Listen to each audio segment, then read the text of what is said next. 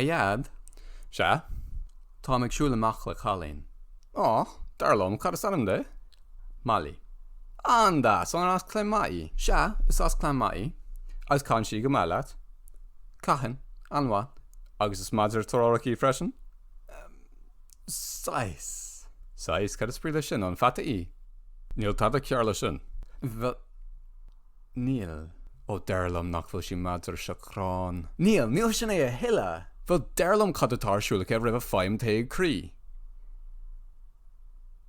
Derlum nach beg tú crosta. Ní gearm sin dit. Giale. On dinne I. Ayad is Madraí. Cag me a bheith cinnta nirmioch sin cédor.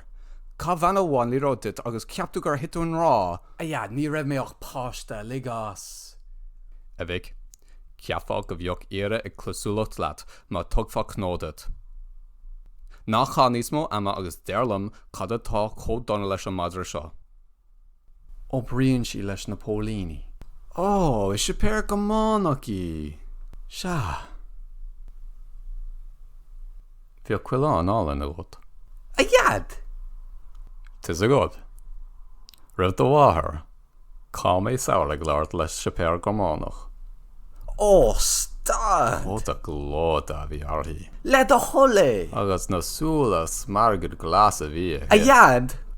Caird!